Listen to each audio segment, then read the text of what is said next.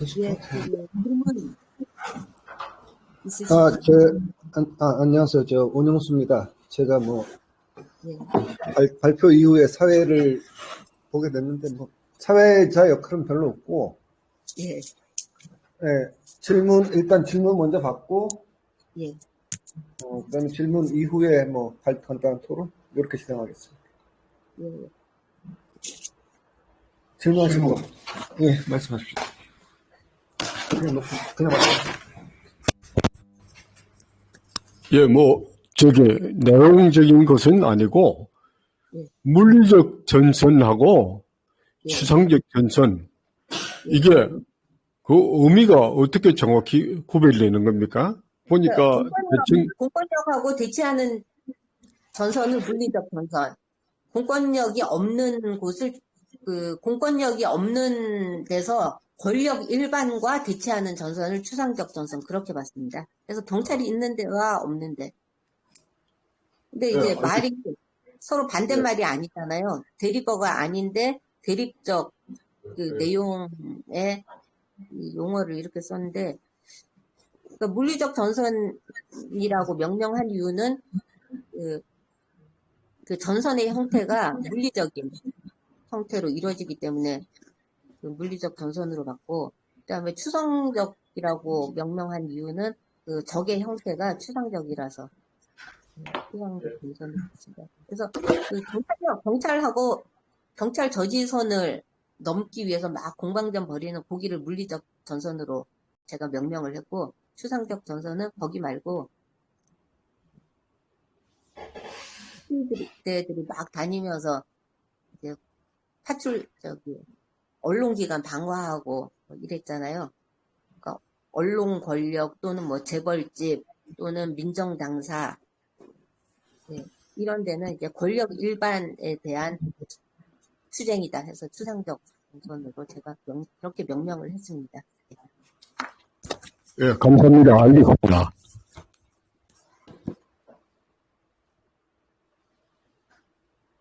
다른 분 질문해 주십시오.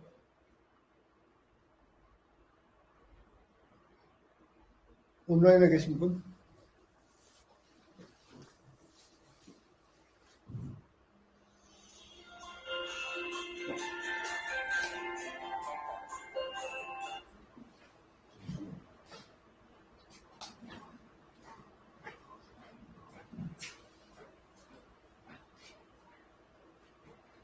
질문 없어요? 질문이 없네요. 그런데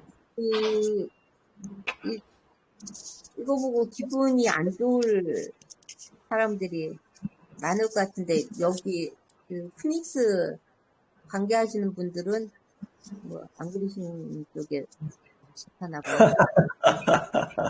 이쪽은 좀 폭력에 대해서 우호적이잖아요. 저일까요? 저 양규선인데요. 예. 예, 내용 잘 들었습니다. 새로운 부분을 또 이렇게 체계적으로 하니까, 이해를 할 수 있었습니다. 근데 이제, 앞으로 향후, 추상적으로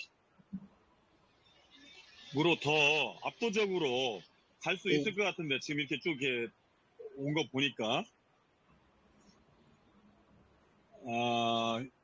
비폭력이면서도 압도적으로 시민들이 많이 참여하는 이런 상황으로 전개되고 있는 것 같아요.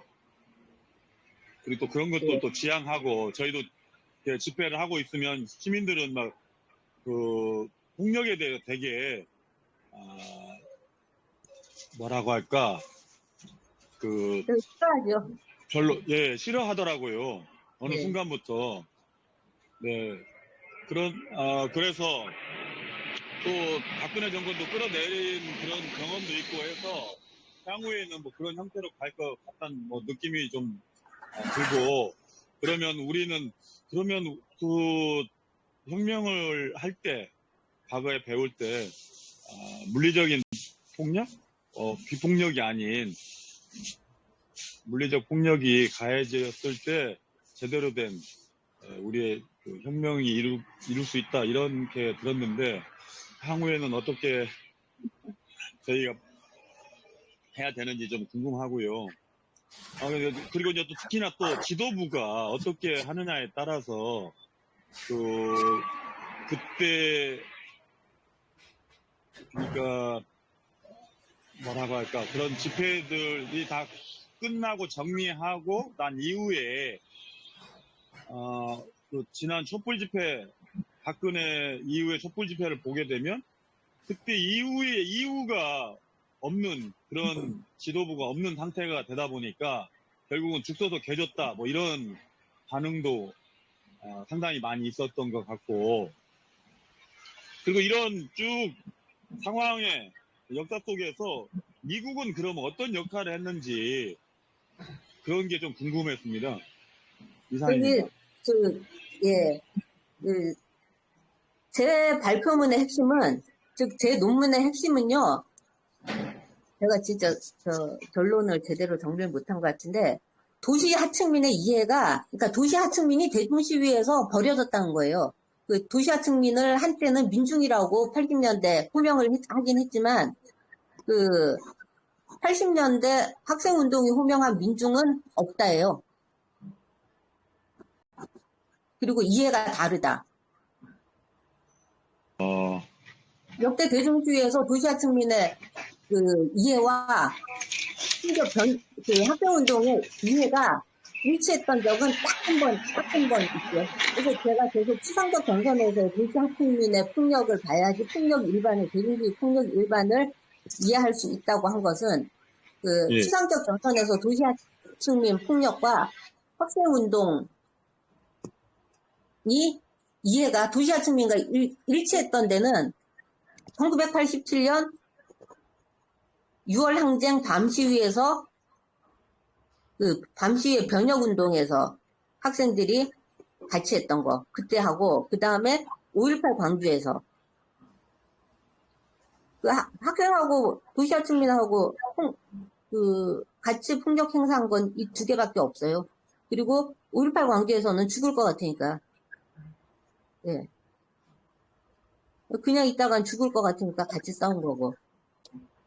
그러니까 근본적으로 이해가 다르다고요. 도시하층민은 일상생활에서 비시민으로 대접을 받는 사람들 아니에요. 그래서 그 사람들은 늘 세상을 변혁을 해야지 자기가 시민 대접, 인간 대접을 받을 수 있는 사람들이고, 그리고 도시하층민들을 인간 대접하지 않은 사람들은 우파뿐만이 아니라 억압 세력뿐만이 아니라 대중시위에 참가한 많은 사람들 딱 두 번 제외하고 변혁운동 시기 밤주위에서 학생들 조금 같이 했던 그때 하고 그 다음에 5.18 때 생명의 위협을 느끼니까 같이 했던 그때 말고는 대중시위에서도 늘 배제됐던 게 폭력에 대한 배제로서 나타났다고요. 네, 그래서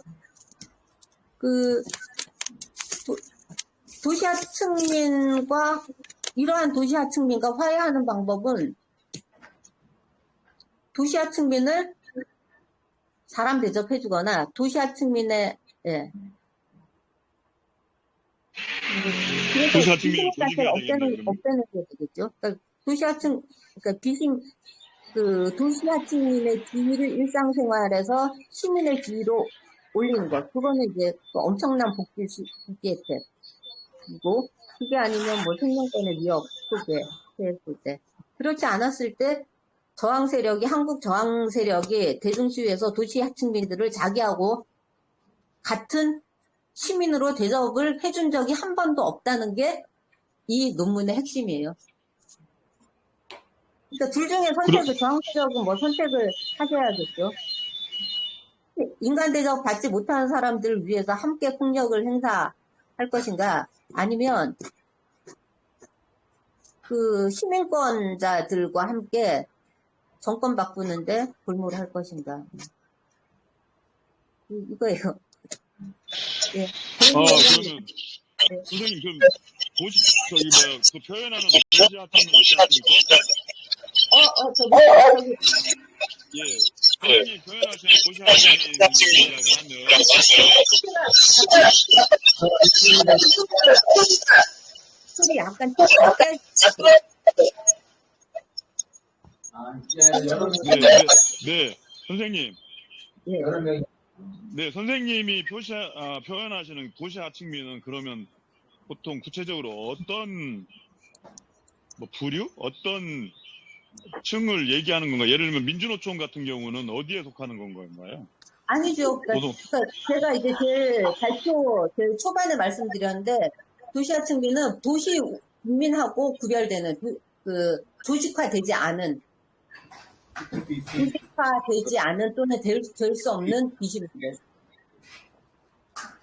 그러니까 빈민운동으로 조직화되는 순간 비시민이 그 조직운동의 대상이 되는 거고, 조직화되지 않고 파편화돼 있는 개개인들. 예. 그리고 그 개개인들은 80년대, 90년대 민중이라고 불린 사람들이죠. 근데 80년대, 90년대는 그냥 민중으로 통칭했죠, 통칭. 하지만 그렇게 통칭해도 되는 존재인가 하는 게 이 논문의 첫 번째 출발 지점이고, 통칭해서는 안 된다. 조직운동 내로 포섭된 민중이 있을 것이고, 그렇지 않은 파편화된 개개인들이 있을 것이고. 알겠습니다. 예.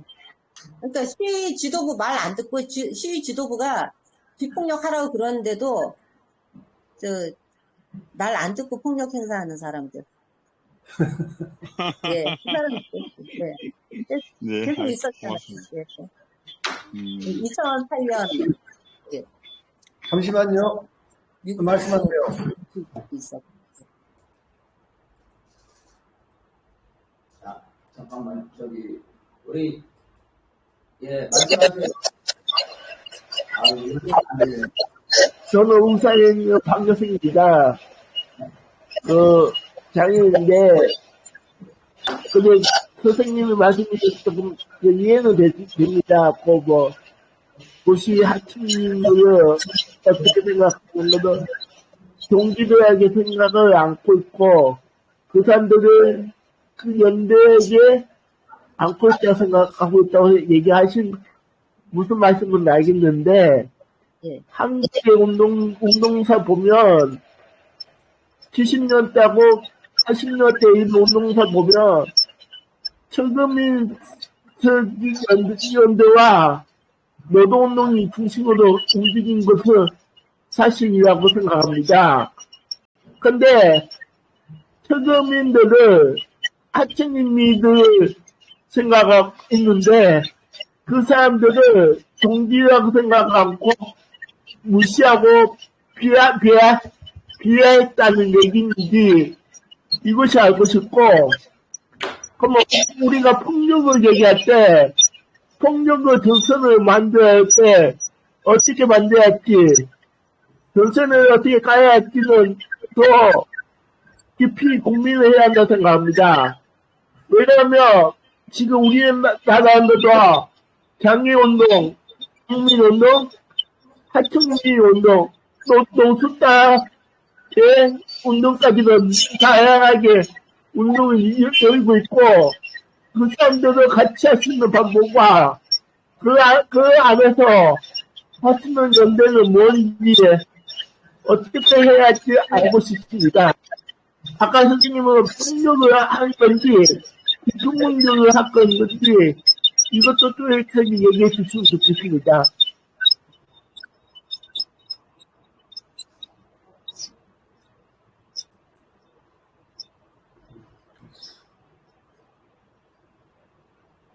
다 일단 합쳐서 얘기를 좀 하기로 하고요. 발언하지 않으신 분들 질문 또는 코멘트 신청이나 답변 안 하죠? 네? 모아서 하자고요. 안건을 모아서. 네, 하나씩 하면. 그럼 저도 예, 말씀하세요. 그냥 말씀하시면 돼요. 얘기하면 돼요. 네.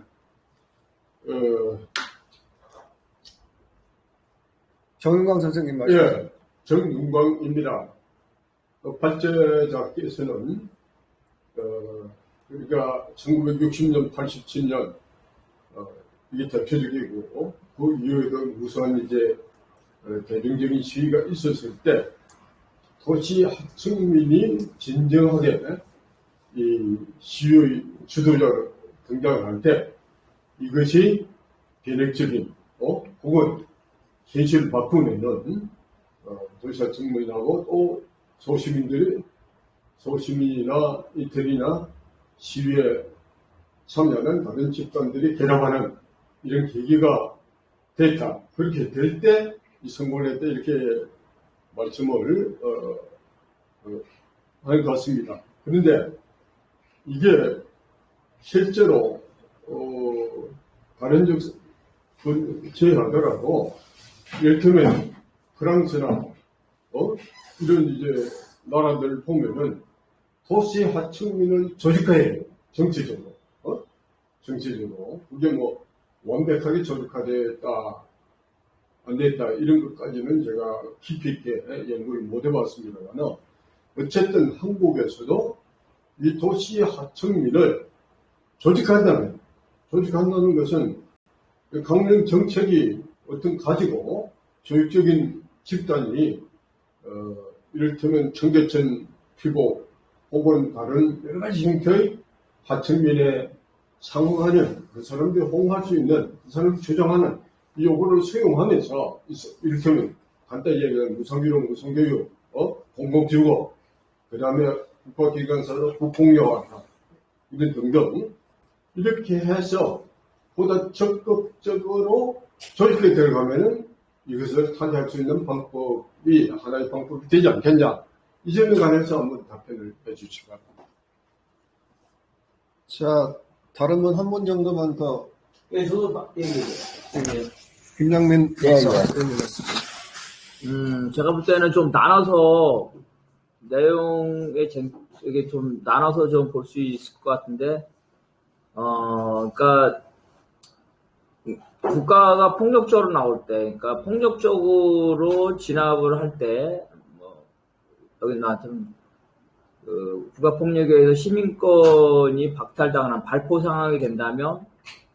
이제 도시 하층민이든 뭐 일반적으로 볼 때 폭력이 수용된다. 그래서 폭력의 행사는 결국은 이제 지배 권력의 그 대응이죠. 그 대응에 따라 이거는 뭐 일반적으로 이제 그 동의되는 것 같아요. 그래서 폭력의 정당성이나 행사 가능성이라는 게 어떤 그 이 절대적인 조건이 아니라 그러니까 이제 상대적이라는 거죠. 그래서 좀 우리가 뭐 사회 변혁을 한다 그럴 때 그것이 반드시 폭력적으로 해야 된다, 무장혁명해야 된다는 그런 주장하는 게 사실은 맞지 않는 거죠. 그런 것들은 폭력 행사 여부는 결국 지배계급의 대응에 따라 달라진다는 거. 이거는 이제 그 동의되는 그런 것 같아요. 근데 이제 또 한 가지 여기서 쟁점이 이제 도시 하층민의 이런 폭력이 어떨 때 수용되고 어떨 때 수용되지 않냐를 이제 얘기를 하는데, 그런 부분, 여기서 분석하신 부분이 맞는 것 같아요. 그러니까 도시 하층민이, 최하위의 시민권에 있어서 일정 부분, 어떤 운동 내 아니면 집회 내에서도 차별받고 있다는 이런 부분은 맞는데, 그렇다고 해서 그게, 나쁜 상황인지 아니면 용인되는 상황인지, 우리 이제 임미리 선생님은, 과거에도 보시다시피 주로 이제 운동 주류추에 대한 비판을 많이 하고 계세요. 그래서 이제 이러한 현상에 대해서 임미리 선생님은 그러니까 도시 하층민이 운동 내에서도 차별받고 있다는 게 그 잘못된 거다 이런 관점으로 보는데, 저는 그것이 잘못된 건지 아닌지 판단하기 위해서는 과연 도시 하층민이라는 거에 대해서 규정이 좀 있어야 된다. 그러니까 이 도시 하층민이 차별받고 있는 건 맞지만 과연 이 사람들의 계급성이라든가 지향성이라든가 행태라든가 이런 거 볼 때 막스의 그 공산당 선언에서 나오거든요. 도시 하층민은 어떤 이러한 충돌적 상황, 이런 상황에서 전면에 서서 싸우지만 또 반대로 지배계급과 제일 먼저 타협한다. 지배급의 그 혁명을 팔아먹는다 이런 표현도 나오고요. 또 이 도시 하층민이라는 것들이 사실은 파쇼 체제에서도 보면은 사실은 이제 어떤 파쇼나 극우하고 연결될 수도 있기 때문에 도시 하층민이 차별받는 거는 맞지만 그 차별받는 현상이 나쁜 거지. 그러니까 도시 하층민에 대한 개념과 운동에서의 역할이라는 측면을 먼저 분석해야 되잖아요. 저는 일종의 볼 때 도시 하층민에 대해서 제가 볼 때는 뭐랄까요? 어떤 특정한 이데올로기성 지향을 갖고 있기보다는 무정형의 형태가 있지 않는가. 그래서 차별이 옳다 그러다는 걸 하기 위해서는 그 운동에 있어서 어떤 방향성이라든가 주도성이라든가 이런 것들을 봐야지 단순히 차별되는 현상은 많은데 그게 나쁘다는 식. 그래서 운동의 주류는 비판받아야 된다. 이런 관점은 또 다른 것이 아닌가. 그러니까 차별받는 것까지는 맞는데 거기에 대한 가치 판단은 다른 시각. 저의 입장에서는요. 도시 하층민은 그 자신이 스스로 특정 운동 방향성으로 조직될 수 없다고 봐요. 이들은 극우일 수도 있고 극자일 수도 있고 다만 폭력적이고 맹동적이라는 건 공통성이지만 이념적 지향성은 다양하게 역설적으로 나타날 수 있기 때문에 이들이 어떤 운동에 있어서 긍정적인 역할을 하는가에 대해서는 더 심각한 토론이 필요하지 않는가 이렇게 생각합니다. 네, 이상입니다.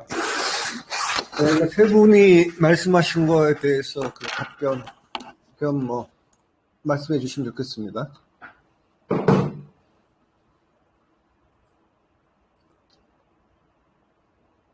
풀어줘야. 풀어줘야 돼. 그렇죠. 잠깐요. 지금 그냥 풀어줘야 돼요? 네. 아니, 아까 풀어줬는데? 저거가 발언이 안 하고 있으신데? 임미애 선생님, 들리세요? 세 분이 질문 논평하셨는데, 발언을 안 하고 듣고만 계시는데, 네.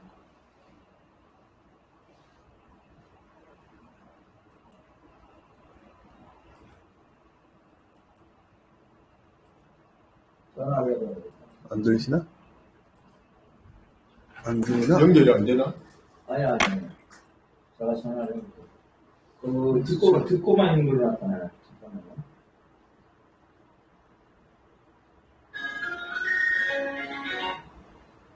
안 들리세요?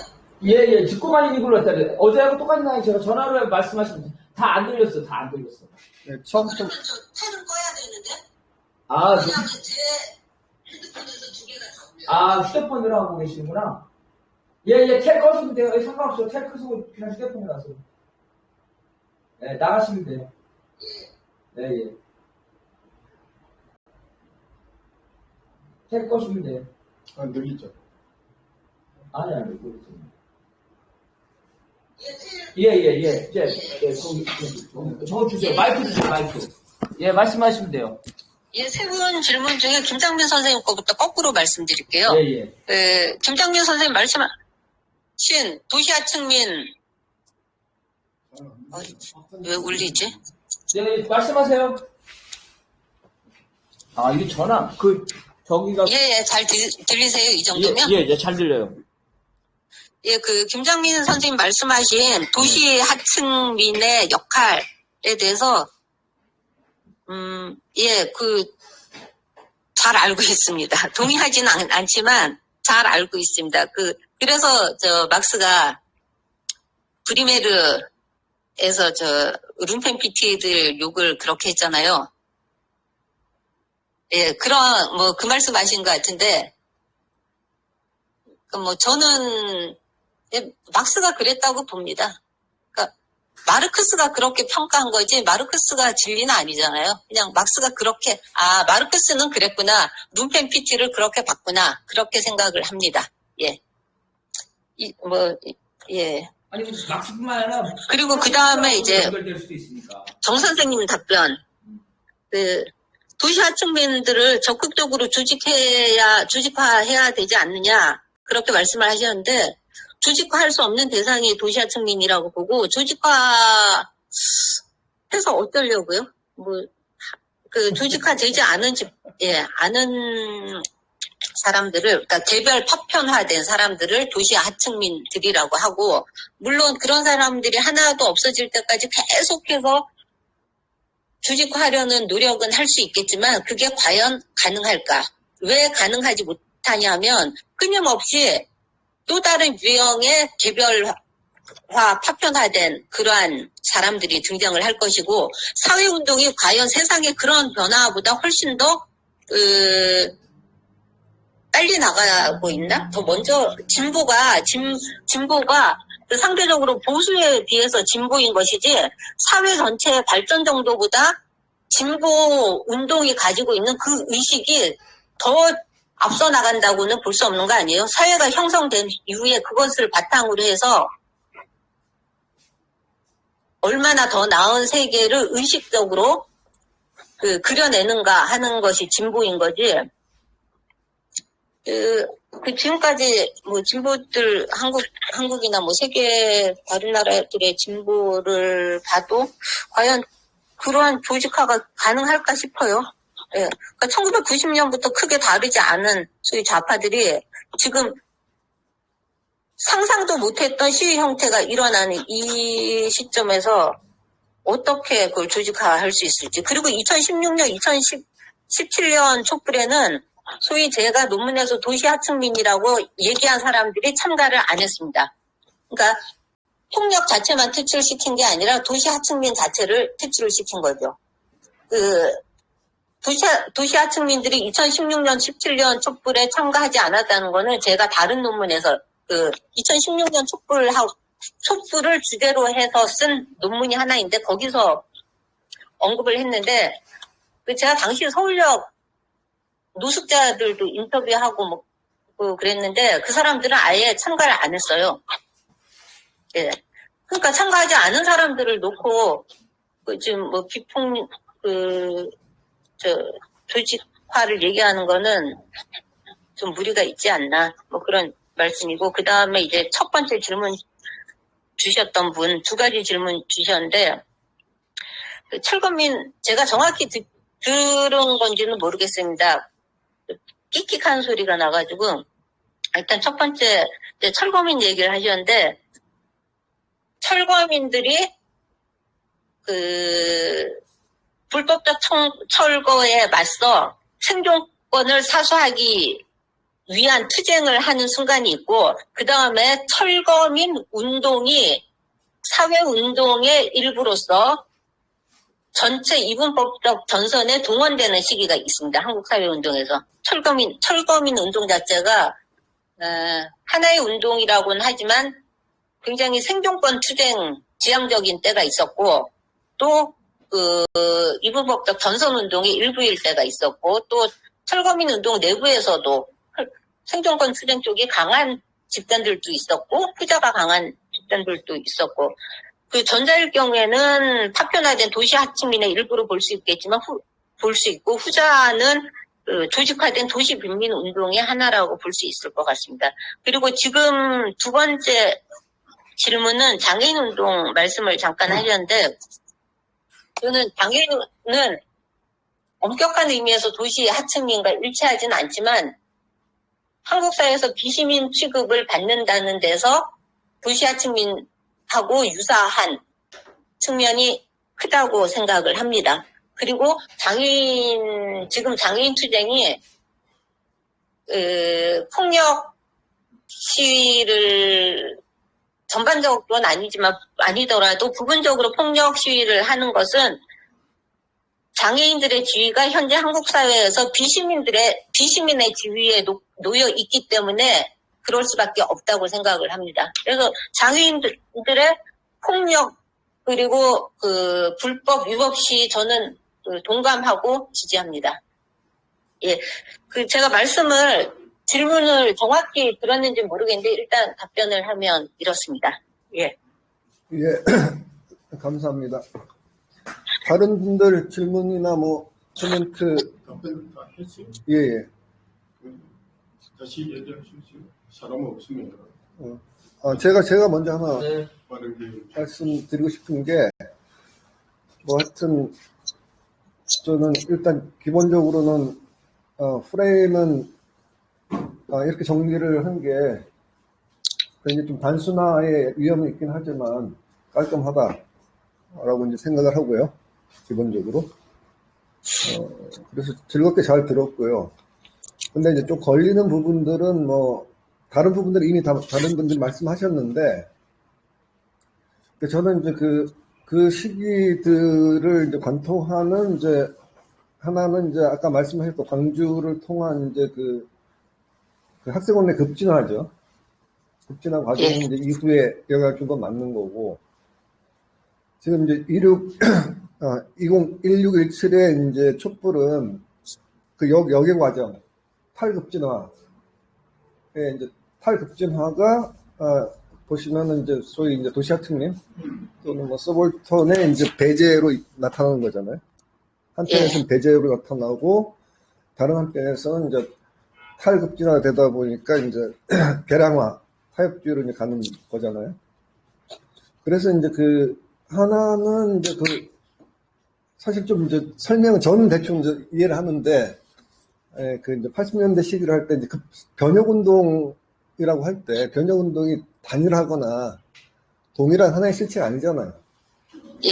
근데 이제 그 부분이 너무 좀 정확하게 뭔지, 그러니까 표현되지 않고 그냥 변혁운동, 그러니까 이제 기존과는 다르게 학생운동이 과격해졌다, 혁명적 경향으로 바뀌었다, 이 정도 암시하는 것 정도로 저는 해석을 하는데, 그 부분이 좀 불명확하다는 거고요. 그러면 변혁운동이 이제 해결책이냐, 이제 그렇진 않죠.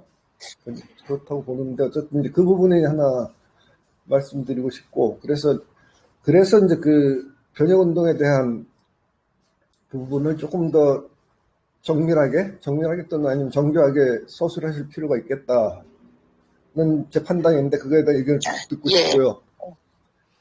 두 번째로는 이제 여기가 이제 지금 전체 논문 자체가 이제 폭력에 이제 포커스 맞추다 보니까 이제 나중에는 말씀하셨지만 소위 이제 사회운동, 저는 이제 약간 섞여 있다고 보는데, 이제 민주운동과 이제 사회운동이 똑같을 수는 없는데, 이제 오늘 주제와 연결시킨다면 사실은 이제 어떤 지도부 또는 집행부 표현하는데, 그러니까 한국 운동은 특성적으로 보자면 강력한 지도부를 가진 적이 한 번도 없어요.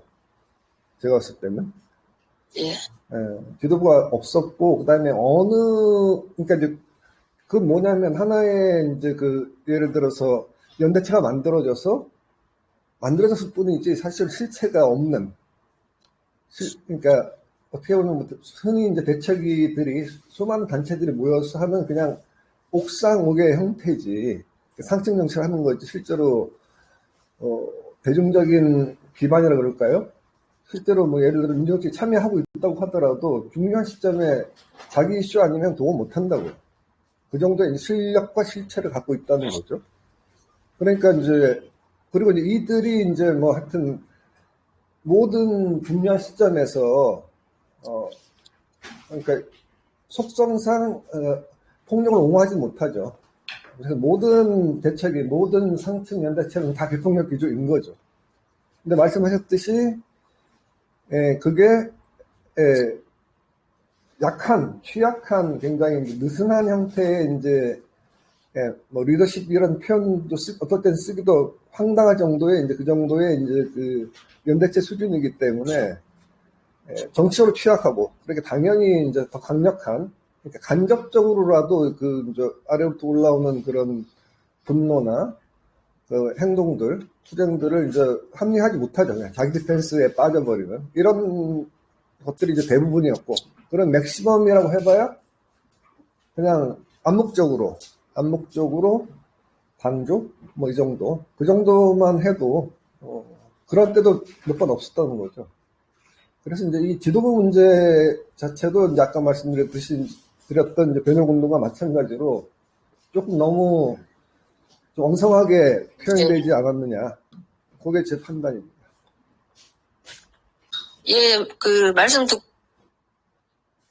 소리가 울려서 말씀 듣고 보니까, 변혁운동하고, 잠시만요. 대중시위 지도부에 대해서 별도로 정의할 필요가 있었다고 봅니다. 예. 예, 예. 조영광 선배님, 예, 예, 그냥 말씀하십니다. 예. 정용광입니다. 다시 좀 해주겠습니다. 이 발제무가 또 설명한 것은 전체적으로 보면은 잘 정리됐다고 생각합니다. 그러나 이게 여기에 가끔 이제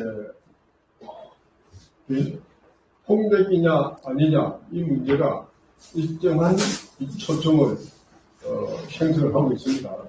그러나 이 폭력이고 아니고 간에 이것은 폭력이면은 또 발제자는 폭력이 일대 그 요구 내용이고 좀 더 변형적인 내용을 담아낸다 이렇게 일단 파악을 하고 있는 것 같은데 어쨌든 그러나 그럼에도 불구하고 이제까지 주된 전체적인 정치 사회 체제를 집권 세력을 또 세력 관계를 바꾼 것은 사실 60년 4.19 혁명하고 80년 대투쟁입니다.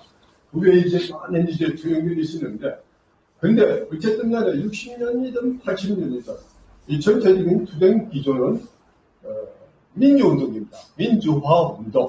우리 국가 사회 체제를 어떻게 바꾸냐. 그냥 이제까지 독재로 가고 억압으로 가고 막 이런 부분을 저항을 하면서 각가지 운동을 벌려서 이게 대중적으로 대규모로 움직이면서 이걸 근본적으로 바꾸는 새롭게 정치 사회 체제를 바꾸고 집권세를 바꾸자. 이게 전체 포함하면 결국 민주화 운동입니다. 그런데 이제 전체적으로 서구나 많은 나라에서는 진작부터 있지만 이게 한국도 노동당이 있고 민주노동당, 공당, 진보 전당이 있습니다. 보면은 강연을 하는 정책을 쭉 보면 그냥 상당히 배력적인 내용이 다른 거 있어요. 무상교육, 무상교육, 공공주거, 국가기관사, 국공유학 등등 대표적인 그 외에 일상적인 민주체제, 자유적인 민주체제를 모든 부분에서 환경하자는 이런 내용들 포함해서 있는데 이것이 이제 변혁운동으로 가는 이게 뭐 사회주의 운동까지는 얘기할 수가 없어요 지금 지향은 그렇게 되더라고요. 그러나 어쨌든 그런 내용들 뭐 좀은 절충적으로 담아있죠. 변혁운동 수준이라도 가더라도 이런 부분을 건설하려는 것들이 어떤 곳곳에 각 집단이 당이 일어나고 있으니까 이런 부분으로 접근을 할 때 이게 폭력이냐 아니냐는 부분이 핵심적인 문제가 아니다. 저는 그렇게 봅니다. 뭐 이상입니다. 예, 선생님 답변에 대한 직접적인 질문에 대한 직접적인 답변은 아니지만 선생님 질문 말씀하신 거 듣다 보니까 제가 좀 더 분명히 해야 할 지점이 있는 것 같아서 말씀드리자면 제가 결론을 좀 더 선명하게 매듭짓지 못했다는 느낌이 계속 드는데 이 논문의 의미를 가장 잘 살릴 수 있는 결론은 바로 이건 것 같습니다. 제가 이 논문에서 얘기하고자 하는 것은 그러니까 한국 변혁운동이 아까 그럼 답이냐 뭐 그런 말씀이 잠깐 나왔지만 그게 아니라 바로 변혁운동의 불가능성을 얘기하는 겁니다. 이분법적 운동 안에 그러니까 변혁운동도 일종의 이분법적 운동이잖아요. 민주운동이 독재정권과 나머지 민중 간의 이분법적 전선 속에서의 싸움이라면 변혁운동 역시 지배 세력과 피지배 세력을 뒤엎는 운동으로서 이분법적 전선 운동이라고 할 수 있습니다. 저는 최종적으로 얘기하고 싶은 거는 그러한 이분법적 운동, 변혁운동, 사회주의, 공산주의 혁명을 포함한 모든 이분법적 운동의 불가능성, 모순을 얘기하고자 하는 겁니다.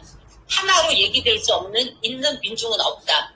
우리가 결국 민중이라고 얘기하면서 그 안에서 가장 핵심적인, 대중주의에서 가장 핵심적인 역할을 해왔던 도시아층민들을 폭력을 배제하는 방식으로서 그 사람들을 배제하고 혐오했습니다.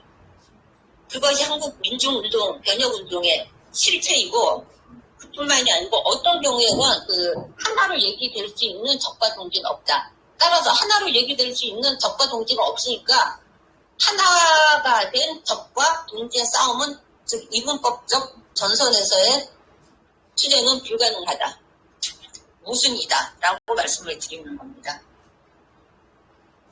아주 깔끔하게 정리를 잘 해주셨는데, 그러면 거꾸로, 그러면, 일종의 이제 스캡티시즘인데, 아무것도 안 해도 돼요? 뭘 어떻게 해야 돼요? 그거는 각자 다른 이제 방식으로 할 일들이 있겠죠. 저도 예. 변혁 운동은 일종의 이제 종말론적인 운동은 맞죠. 이방으로 학생이 못 받겠습니다. 이거는, 잠깐, 잠깐만, 뭐지? 우리 끝나고 말을, 예, 선생님. 하여간 제 논문의 의도는 그러합니다. 예. 이제, 추가 발언하실 분들은 짧게 하고 정리하면 될 것 같은데, 한두 분만 더 추가 발언하고. 말씀하세요. 예, 말씀하세요, 하실 분. 공산주의자라고 하신 분, 예. 이거는 운동은 너 생각합니다. 어떻게 이런 얘기를 할 수 있습니까? 운동 방식을 너무나 당시에 선생님께서 중산적 정서라고 하지만 선생님이 광주 중산적인 것 같습니다. 이거는 지금 문제가 있다고 생각합니다. 러시아혁명이나 모든 투쟁을, 역사 투쟁을 무시하는 내용이고, 지금 팔레스타인의 전선도 걸고, 모든 민중들이 투쟁의 소천을 무시하는 내용입니다. 이런 내용은 폭력을 이용했다. 한반도의 운동 안에서도 도시의 하층민들을 이용했다는 내용을 무시하는 얘기고, 이거는 비판을 받아야 한다고 생각합니다. 말 마치겠습니다. 예.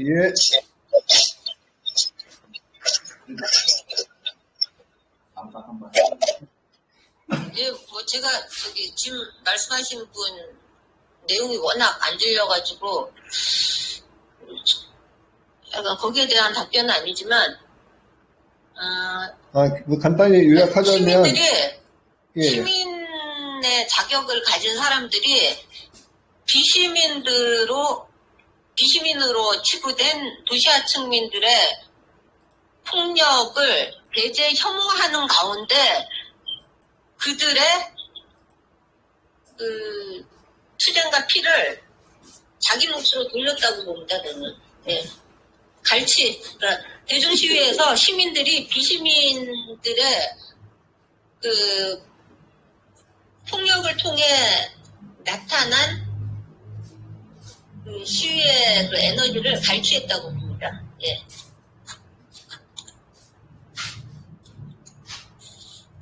그리고 그런 논문, 이런 생각으로 제가 지금 분황된, 그리고 2016년 촛불 시위에 관한 제식의 해석을 담은 논문을 몇 편 발표를 했습니다. 예.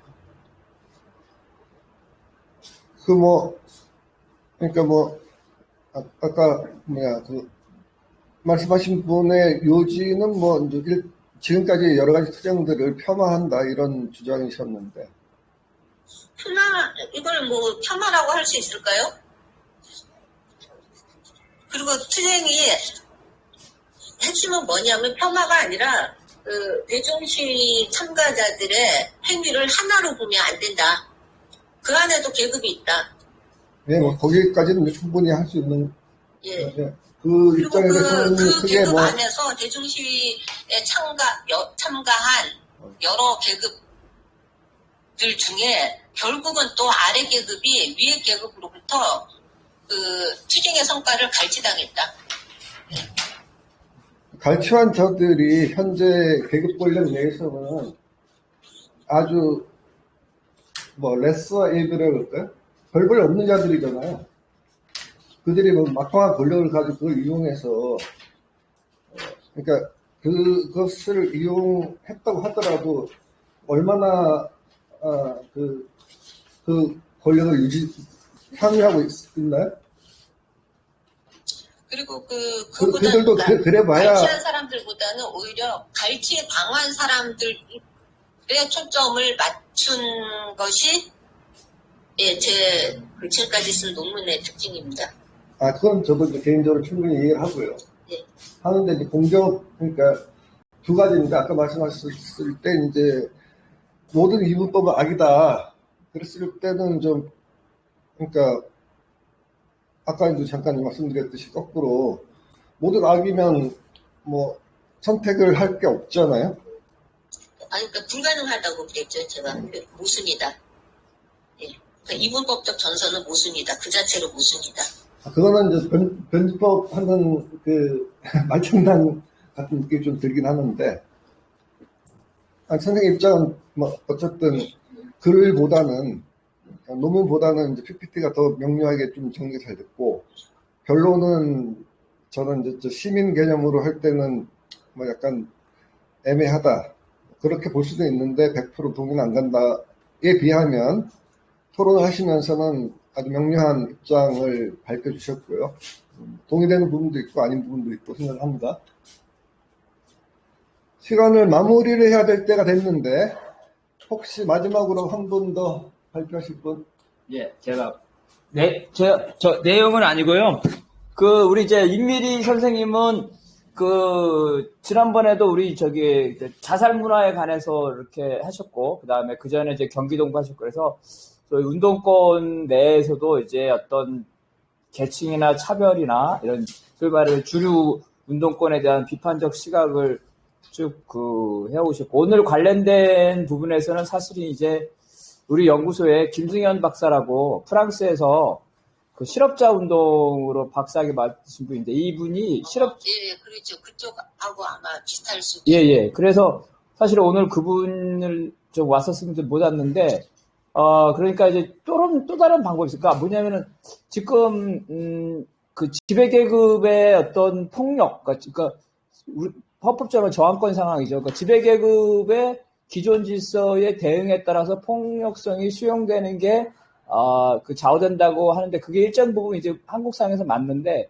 이제 프랑스 같은 경우는 이제 노란조끼라든지 뭐 과거의 여러 가지 상황에 보게 되면은, 이제 또 다른 층, 그래서 김승현 박사님이 오셨으면 더 재밌을 토론이 됐을 텐데, 나중에 기회 되면, 어쨌든 임미 선생님이 이런 방향으로 계속 주장을 하기 때문에, 이제 아마 김승현 박사님하고 한번 같이 또 토론해가지고 한국 상황과 소위 이제 민주주의가 많이 발전됐다는 그 프랑스 그 상황에서 좀 뭐 공통점이나 차이점 이런 거 토론하면 더 재밌을 것 같다는 생각이 드네요. 네, 이상입니다. 사회자처럼 발언했습니다. 자, 뭐 고생 많이 하셨고요. 토론을 이 포맷이 좀 힘들죠? 페이스 투 페이스하고는 좀 다르기 때문에 좀 어려운데 네, 맞는 것 같습니다. 뭐 마지막으로 약간 변명처럼 드릴 수 있는데, 저 같은 경우도 사실은 이제 이 운동 자체에 대해서 굉장히 비판적으로 바라보는데, 그러니까 이제 접근 방식에서의 약간 좀 차이는 있는 것 같아요. 제가 그러니까 부분적으로는 동의를 하고 부분적으로는 차이가 있는 것 같습니다. 근데 뭐 그렇다고 해서 그 주장을, 그러니까 오늘 접근은 저는 개인적으로 상당히 마음에 듭니다. 폭력 문제 다루지 않는 부분에 대해서 적절하게 어프로치를 해줄 수 있다고 생각하고요. 바라면 이제 아까 말씀드렸던 몇 가지 부분들 또 조금 더 정교하게 아마 책으로 쓰면 좋겠네요. 사실 이게 다 말씀하시고 마지막으로 예, 말씀하세요. 이게 제가 책을 쓰려고 목차를 잡아놨었거든요. 예. 근데 갑자기 뭘 하나 써야 논문을 계속 에코가 나와서 책으로 쓰려다가 압축시켜서 논문으로 쓴 거라고요. 예. 알겠습니다. 이래서 빠지는 곳도 많고 건너뛰는 것 같죠. 예, 예. 뭐 논문 형식보다도 이제 양이 작기 때문에 뭐 디테일하게 들어가면 책이 되겠죠. 네, 오늘 수고하셨고요. 감사합니다. 다음에 또 예, 뵙도록 하죠. 예, 저도 감사합니다. 불러주셔서 감사합니다. 우리 그런 임미리 선생님 이런 주장을 많이 우리가 들어야 돼요. 그러니까 현장에 안 오셔도 되니까 논문 좀 괜찮은 거 우리가 얘기할 수 있는 거 있으면 다음에도 발표 좀 해주세요. 예, 감사합니다. 네, 그래요. 잘 예. 들어가세요. 예. 예. 자, 수고하셨습니다. 토론 마치겠습니다. 자, 여기 문 닫겠습니다. 네, 감사합니다. 가야지, 하시봐. 문 닫자. 어? 끝난 거지. 근데, 우리 연구소 성원 중에 한 명